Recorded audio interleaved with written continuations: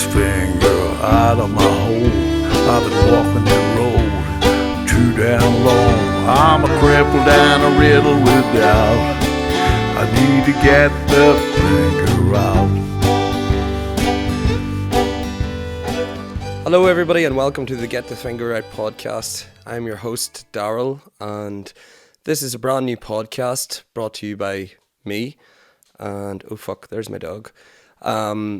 So this podcast, it's basically a podcast watching me trying to get my life together because my life has become an absolute shambles this past while.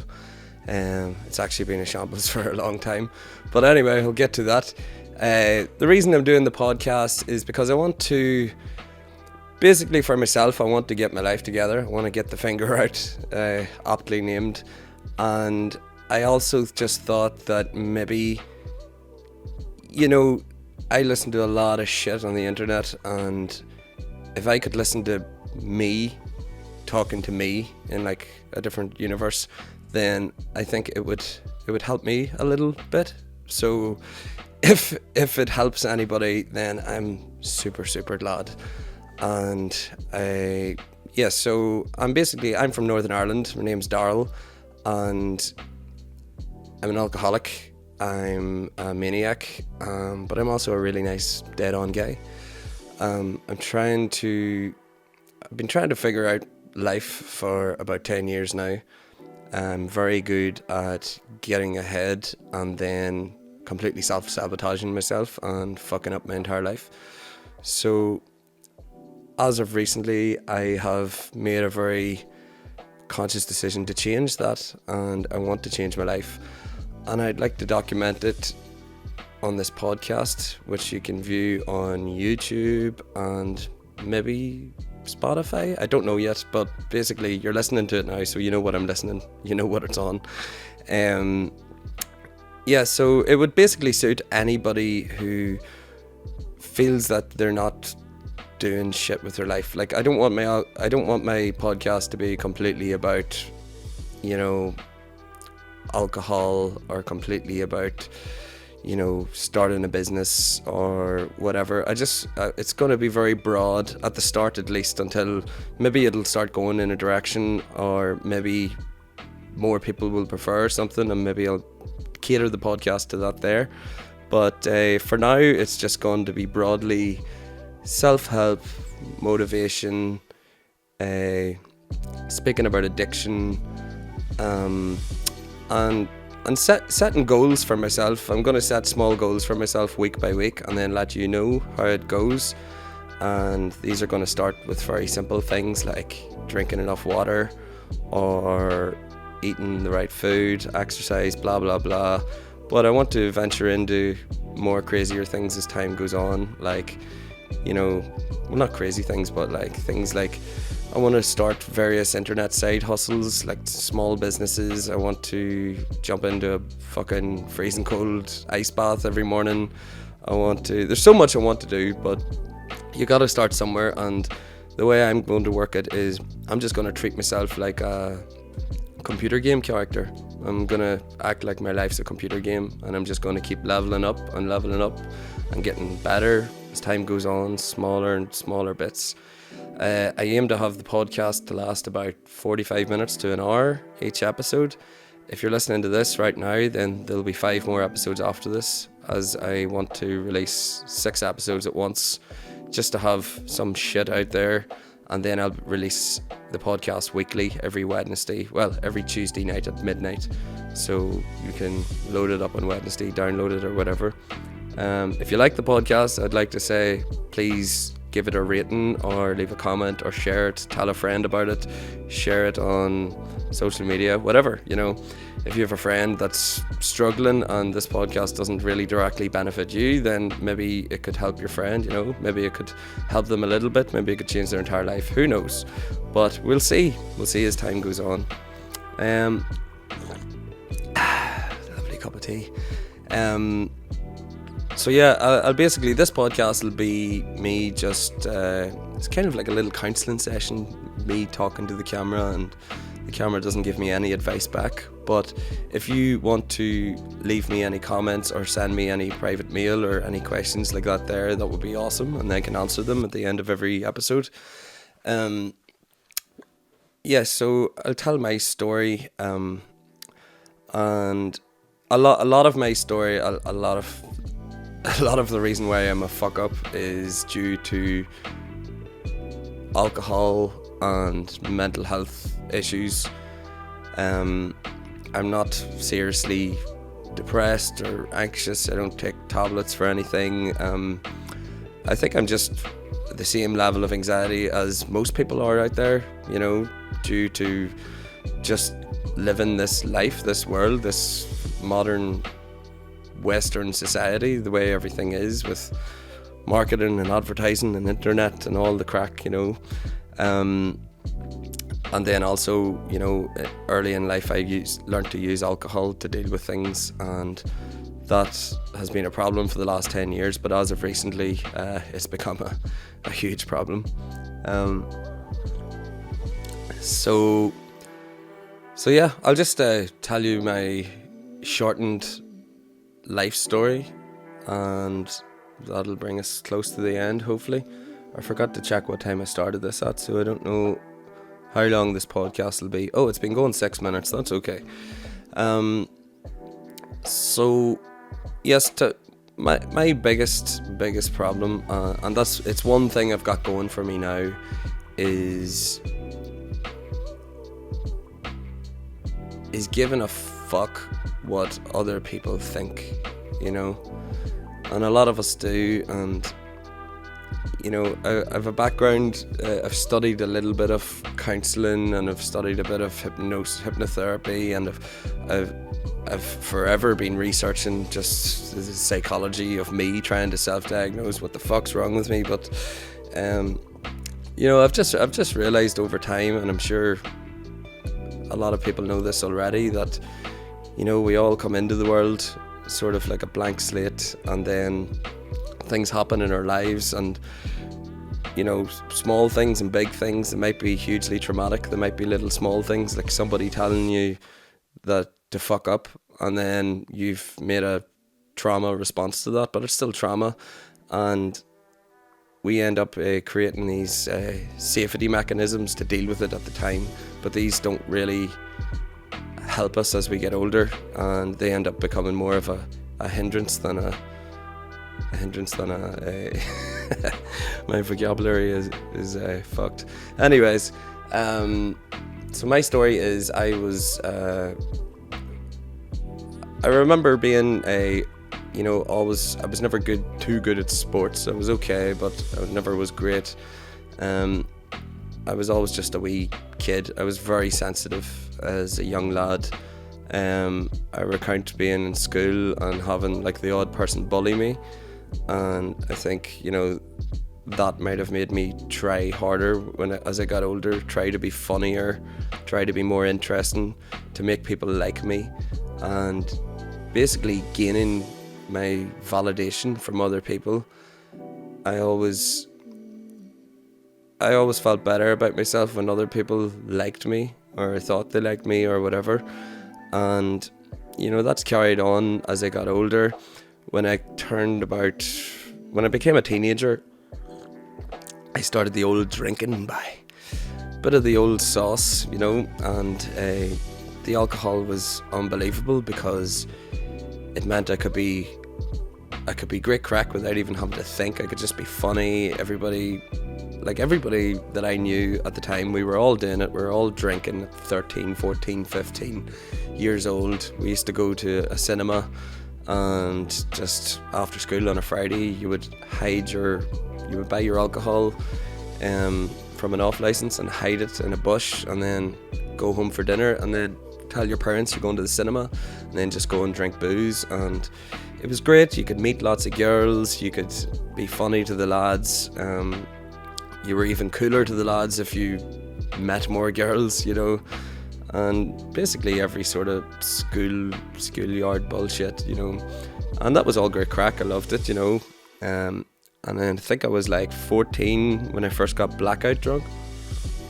I didn't remember anything in the morning, and I remember waking up and just telling my friends that, and for some reason I just thought that was cool. I thought I was an adult, you know, because I got drunk and I blacked out, and I'd always heard adults talking about it before, and I was like, holy shit, you know, I've become a real man.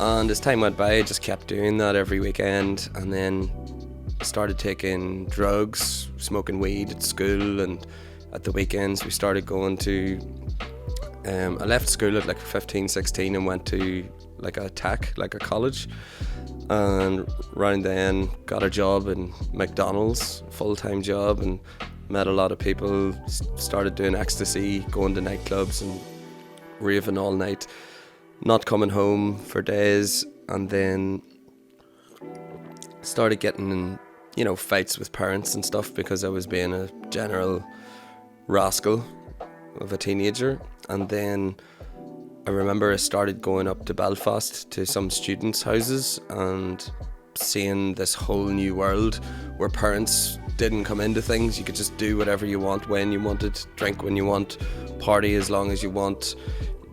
You know, you just living by yourself. This just seemed like fucking paradise to me, you know.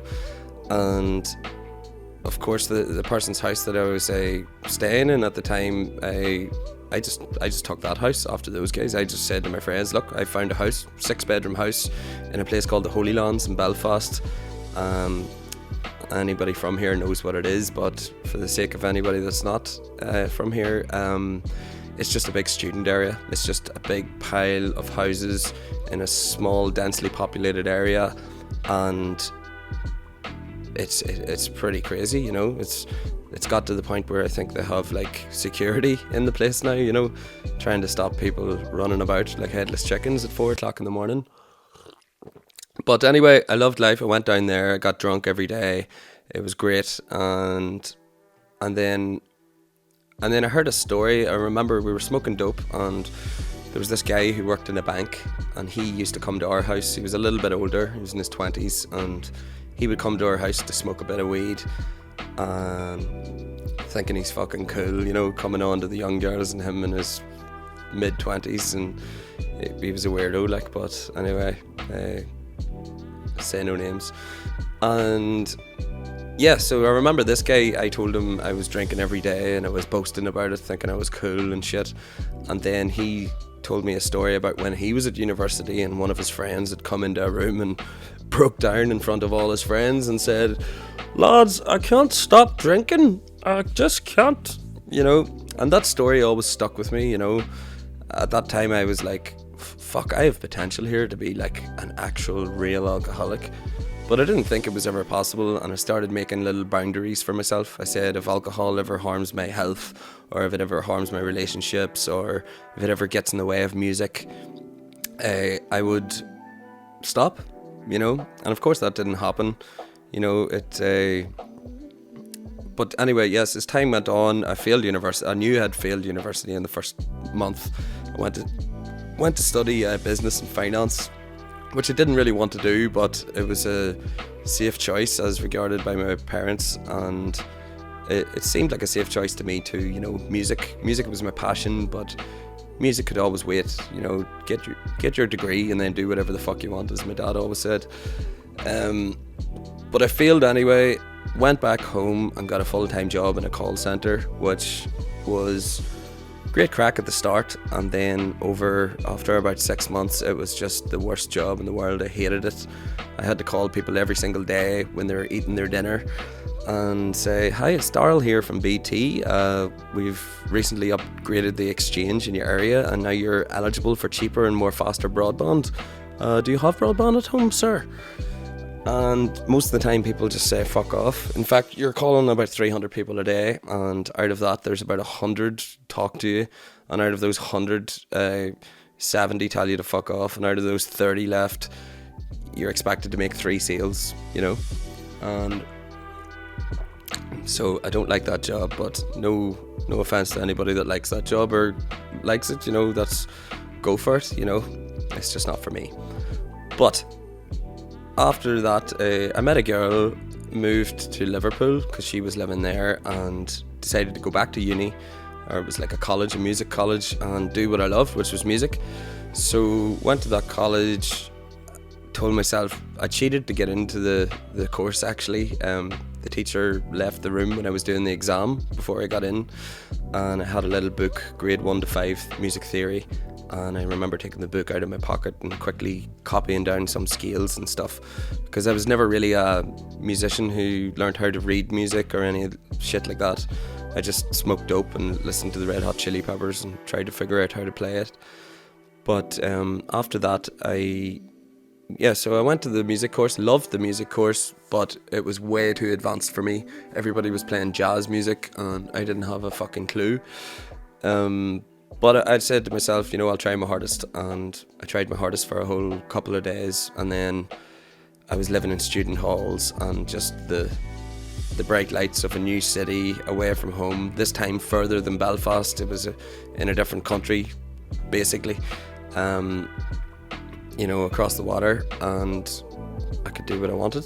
So just started drinking, found some people that drank a lot, drank with those guys, partied. Everybody was partying anyway. It was great. Then it wasn't that long until that relationship ended with the girl, and I ended up just staying in Liverpool and sleeping on sofas of friends, and was just drinking every night. Got to the point where I wasn't even going out anymore. I was just getting bottles of cider and playing Xbox with people, smoking weed. And then something happened when I was in Liverpool that I couldn't smoke weed anymore. It made me too paranoid. I used to love it from the ages of 15 till about 20. I loved weed, and then something clicked in my brain one day that it wouldn't work properly. It wouldn't make me chilled out. It made me a paranoid wreck. Every time I smoked, I felt like I couldn't breathe. I was taking a fucking panic attack. I've heard of that happening to a few people. Some people that happens before they can even enjoy weed, but whatever. So Liverpool, I remember it ended with me in a flat. My flatmate had moved out. I hadn't paid any rent. There was many letters sitting on the floor full of bills. There was a hole in the window. It was freezing. It was snow outside. There was no electricity, no heat. And it was coming up to Christmas, and I just went to a payphone. I had about £2 to my name, and I called home, called my dad. He drove over a day or two later, picked me up, and I just went home for good. And then I got home, back to small town living. I come from a place called Dungannon in County Tyrone, and I'll say nothing about it. You can form your people have their own opinions of it, but I went back there. I had been doing a little bit of photography in Liverpool, doing this photo keyrings job, where I run up to people in nightclubs and take a picture of them and then try to sell them some keyrings. I'm sure everybody's seen that about before. So when I got home, there was a camera lying in the house, and I just said, you know what, instead of getting a fucking shit job, I'm just gonna go to a bar and try to do this, So I did it, and it worked. Started making decent money, enough to support myself. I was living at home at the time, so rent and everything wasn't, that high. Living cost wasn't high. And then, I was loving life doing that. And then there was a traumatic event that happened, which I'll probably talk about much later, once I trust you. So I stopped doing that for a while, and then I remember having a huge argument with my dad one day because I was drinking a lot. It was I go to work on a Friday night, I'd get pissed when I was working, get pissed on the Saturday, get pissed on the Sunday, end up finding somebody's house to go to that would get pissed on the Monday, and then I'd be coming home Tuesday or Wednesday, and I had a fight at home over that, and I just felt like the entire world was against me. Why can everybody just leave me be? I'm working hard, I'm making money. Why can I not just party hard as well, And that all seemed reasonable to me at the time. Looking back, I realised I was a fucking mess. But that was okay. I'd been looking into... My main goal in life at that time was to travel. I always wanted to see the world, but I could just never save the fucking money. I would always save £400 or £500, and as soon as I made more than £500, that was me straight back on a bender, and I'd spend every penny nearly. It was brutal. When I think of all that money wasted over the years, I could be a rich man. But whatever, I don't regret the past, and I don't pity myself anymore, which is one thing I got going for me. I'm highly motivated to change and do really well in my life. I'm still a young boy. I'm 34 today. I'm not 34 today. I was 34 a couple of months ago. But, I'm highly motivated today, but I've been 2 weeks sober. 2 weeks ago, I got lifted by the police and put into a drunk tank and made stay there for like 12 hours until I sobered up. And that was sort of like a rock bottom for me, like a time that I just wanted to, I was just walking around in circles in the police cell, and I found it mad in the police cell as well. Just on a side note, that on the roof there's like a little message saying, do you know anything about like crime or drug dealers? Like, message us anonymously and we can do something for you, or something like that. And it's just mad, vulnerable people being put in cells and then being influenced to be a tout and potentially put their lives in danger, which I thought pretty not cool, And the other thing was, the police weren't going to arrest me, they were just being they were just trying to help me get a place for the night, because everybody was angry at me, everybody was kicking me out of everywhere, and I stupidly called the policeman and woman cunts. But I mean, people from Ireland know what I mean. Like, you call people cunts as a word of endearment, a term of endearment, it's kind of like, alright, you beautiful cunt, but they were being nice. And then as soon as I was drunk, and I just said, oh, these cunts over here. And then the policeman just went, what did you say? And he just changed his tone and slapped some cuffs on me, and I was like, oh shit, I fucked it now, And then I had to and then it was like that thing in movies, where you say to the policeman, these cuffs are too tight, can you loosen them a little bit, But he didn't loosen them. And then I also said, when I got to the police station, I want my phone call. And I just found it very funny that those things you see in movies when people are being arrested, I actually say them, and I say a lot of people do. But anyway, not gonna fret over that. I never got charged with any criminal shit or anything. They just gave me a warning and said, be a good lad, get some help, sort yourself out, which I am doing, And fair play to them for not beating the fuck out of me or something, because I would have beat the fuck out of me. But anyway, that was a side note. Maybe a couple of months before that, I was in Hamburg in Germany, and I lost everybody I went with. I went with, family, partner, friends, lost them all on my birthday.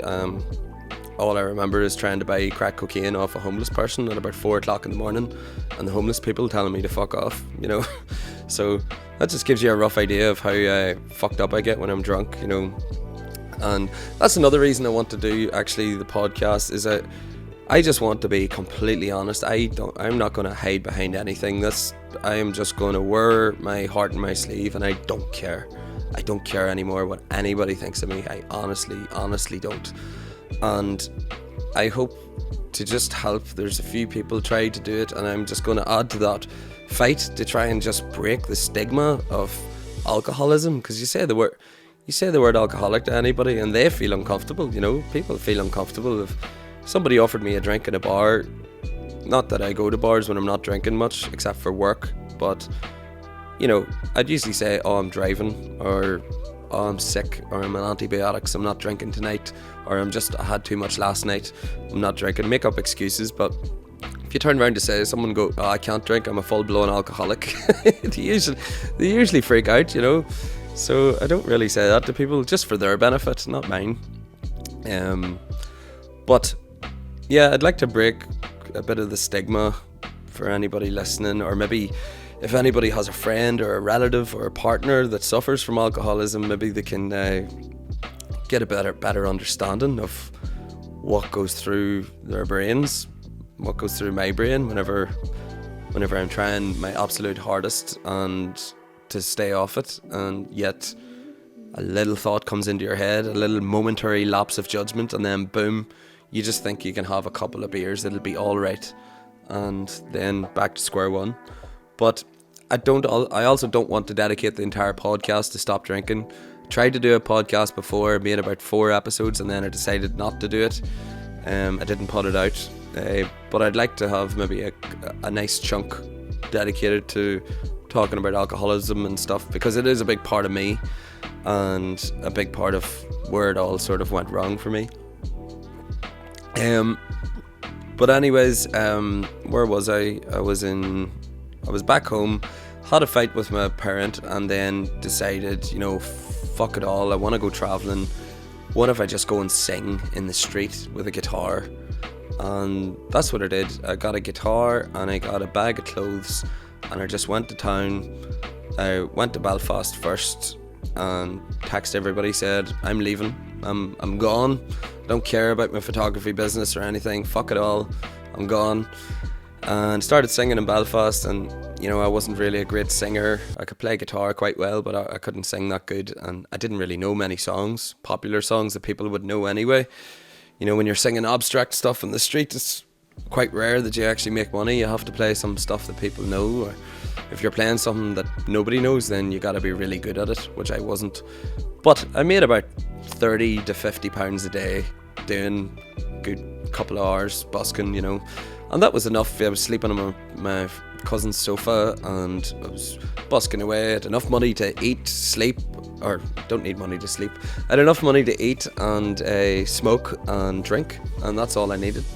And then I got a little leaflet for a bus to Scotland. I went to Scotland, down to Birmingham, over to Norwich, down to Canterbury, to London, and then I took a big risk and went to Amsterdam and Utrecht and Hamburg and Austria, and then I just started about Europe, but I'll do a podcast on that whole story, because it was actually a really great time in my life, but I that's when I really learned how to hardcore drink, because I was drinking every day and being a functional alcoholic, which in many ways can be more dangerous than being just somebody who gets drunk and turns into a full-blown retard. But so what was I doing? So I went travelling, blah blah blah. I had some girlfriends along the way. Was drinking hardcore in the streets.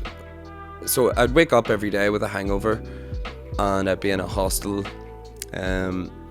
Wake up, have like 4 cups of coffee, scroll on Facebook, talk to some people, and then motivate myself to just get a shower, get my equipment, and go busking. And by this time, this maybe like 8 months had passed since I'd done like the UK, and I was making good enough money now at this point. I was making maybe €100 a day, which was €20 for a hostel for the night. €6 for a box of cigarettes, €4 for a kebab at night time after the drinking, and then that was enough. I still had over €50 for drinking. So I would go busking. I would drink 2 to 3 litres of water when I'm busking. I would get a lot of instant gratification for because I'm in the horrors, my hangover, and at this time I was about 25, 26, I think. No, maybe older, I can't remember. My head's like a fucking sieve. But I was making good money, and this feeds into my psychology as well, instant gratification. I would be hungover, I would start singing a song, I would feel like I'm singing bad, I'd feel like people are judging me, but then €1 falls in my basket, and then €2, and then €4, and someone gives you a 10 or a €20 note, and then you're like getting all this confidence back, getting all this validation from other people. And whilst I'm doing that, I'm an autopilot trying to remember the words of songs and stuff, so I'm not focusing on the doom and gloom of my hangover. And then I'm drinking like loads of litres of water, so I'm getting more hydrated. And then after 2 or 3 hours, I meet some girls or meet a couple of dudes, and they're like, do you want to go join us in a pub for some pints? And I'm like, yes.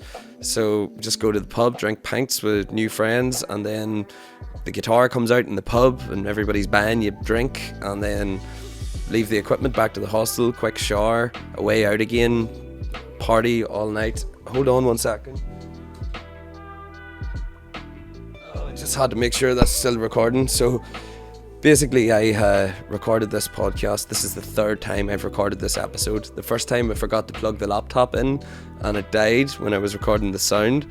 The second time I had it plugged in, but it went to standby mode. And when it was in standby mode, I thought, well, sure, it's still recording, it's fine. And then after the podcast I finished, after speaking for an hour, I pressed the button and it only recorded like 20 minutes. So this is the third time I'm doing it, which is kind of good because I'm talking a lot more confidently. I was a lot more nervous at the start, you know, as everybody knows, it's quite nerve-wracking sitting in front of a camera and shit like that there. So where was I? I was travelling, blah, blah, blah. I ended up residing in Germany for a while. Fell in love with that country, fell in love with a girl. She got a job in Australia. I ended up moving with her to Australia. Started busking in Sydney and playing in an Irish bar there, and that was great. That was me landed, you know. I could just play that pub, free drinks 4 nights a week. I met a friend over there from back home. I had other friends, and then I broke up with a girl, and then I just went fucking nuts on the drink. Like, I drank every single day. I got in such bad shapes and bad places. I was homeless at times, and it was just mad. But I'll talk about that another time. I'll just keep this short and sweet, just to let you know sort of a rough idea of me and my life. So after that, I eventually made the money to get home after a lot of madness. I got home and just started playing music in pubs at home, and that was great. I met a girl, the same girl I'm with now, and then COVID happened and stopped getting work. And then it's only been a while since COVID now, so here I am. So that's my life up to date to about now.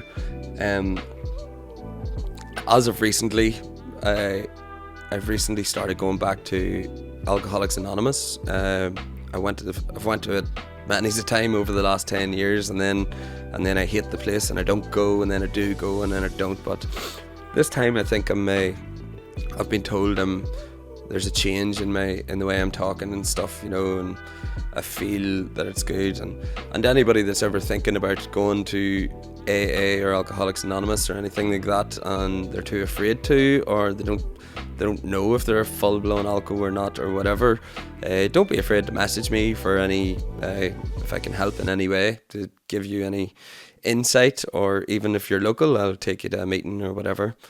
But another thing I've started doing as of last week is counselling, and I just feel that so yeah, that was another big major thing in my life that I've noticed is I'm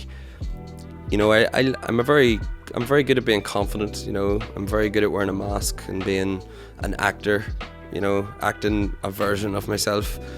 And one thing I've always, you know, read about in self-help books and shit like that is just trying to find out who your true self is, like, you know, identifying who's the real Darryl, you know. And that's kind of my journey at the minute, apart from staying off drink and self-improvement, is trying to find out who or what my authentic self is, because it's hard to know, because there's so many layers. As I mentioned about trauma earlier, you know, we all build so many layers around ourselves, and we all give a fuck about what people think, you know. Some people more than others, some people don't, and hats off to those people. I'm trying to be one.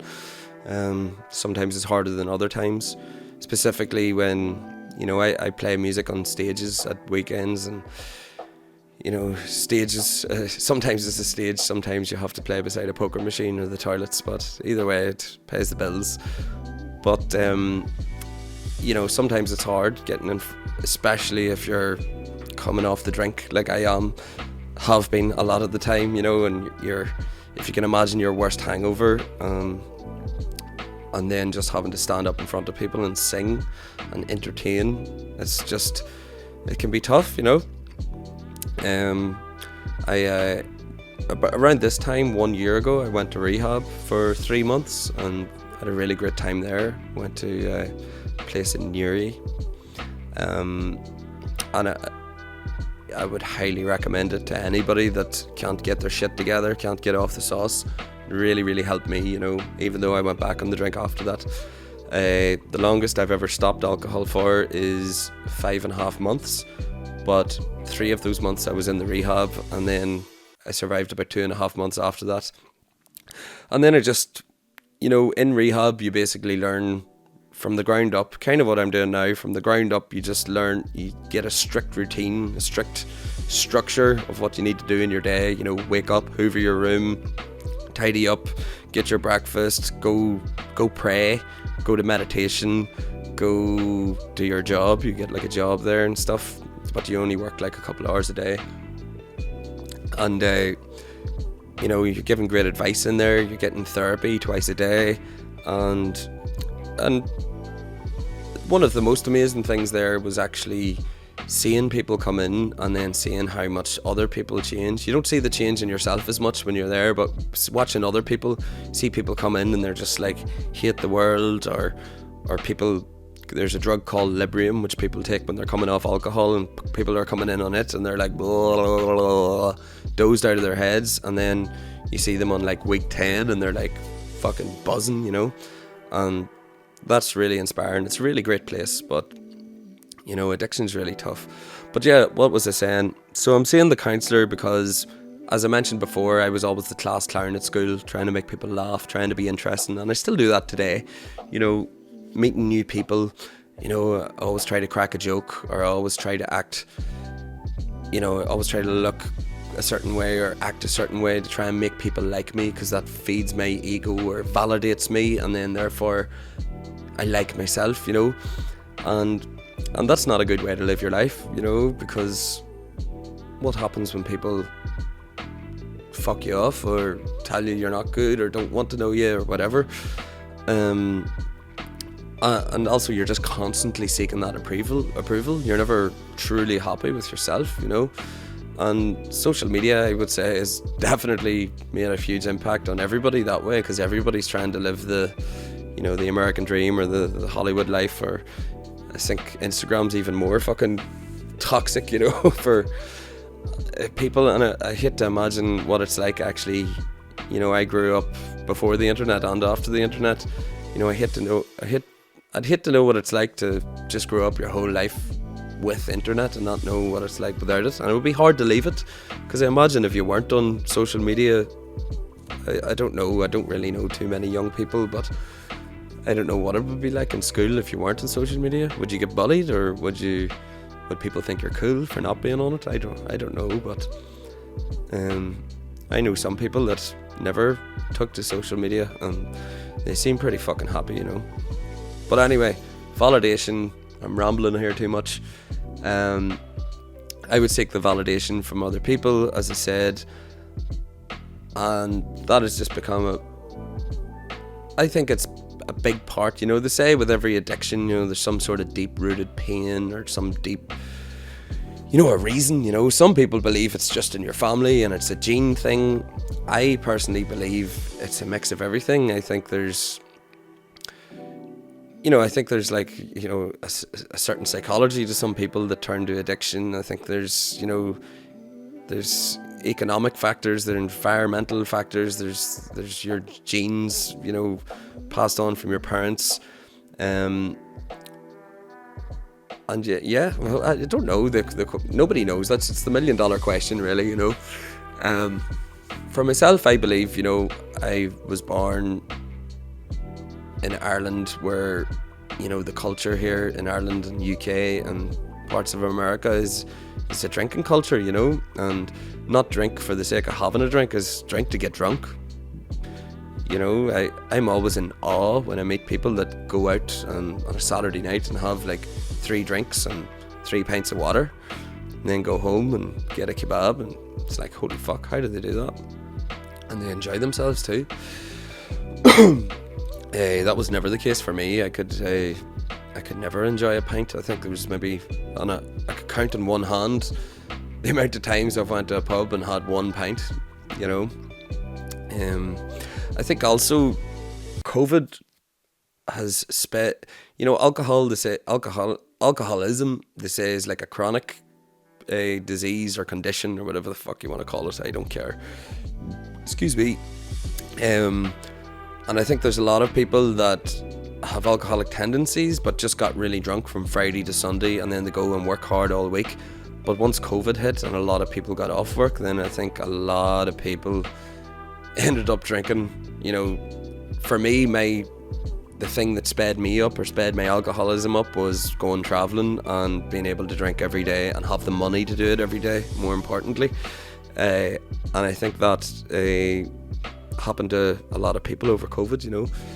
I've heard of it happening to a lot of people over COVID, and I've talked to counsellors who have said, you know, that's why I actually went to study to be a counsellor after COVID, because of that, because I thought, you know, my music, I wasn't getting work over COVID, you know, and then I was like, fuck, I need something. What if music never comes back? You know, I need something. You know, I've got no real qualifications. What am I going to do? I actually started renting hot tubs out to people over COVID, and that was enough to pay the bills and stuff, but I really didn't like it, you know, when you're picking up hot tubs from people's houses and human soup and the smell and oh fuck, pure rotting. But so I wanted to do something, and I wanted to do something I was interested in, and I've always been interested in psychology, and also part of building self-esteem is, you know, a way to build self-esteem, I heard, is to help others, you know. So I just thought, right, if I can help others make money and do something I'm interested in, counselling seems like something I could do. It'll take too long to go to university and study psychology and psychotherapy and stuff, but counselling, you know, is something I could do, you know. I could see like a little path I could do through the college. It would be 1 year doing a course, and then another 2 or 3 years doing another course, and then that would be me, and I could do that during the week and do gigs at the weekend. And if music got pulled, if the world was ending due to COVID, you know, there's going to be a lot of work for counsellors. So I went to do that, and I guess subconsciously I'd done it as well, because it was more learning about myself and trying to figure myself out, you know.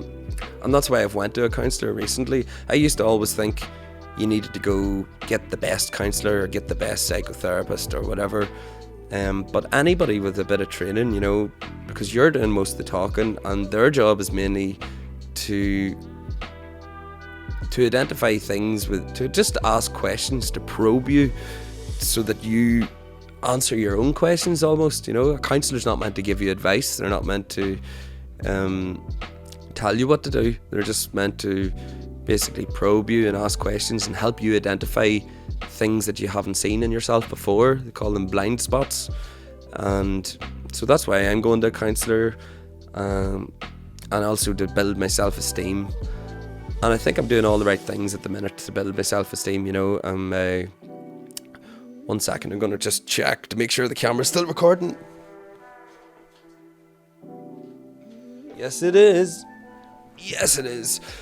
So, yeah, I want to build my self-esteem up. I want to just become the best version of myself. There's a thing called I think it's called the Maslows Triangle of self-actualisation, if I remember. And if you Google it, Maslow's Triangle of self-actualisation. And it's just a little triangle of human needs. And at the very bottom, you know, you need the bottom layer, which is like food, shelter, water, whatever. And the next layer is like love, relationships, spiritualism, whatever, and finances.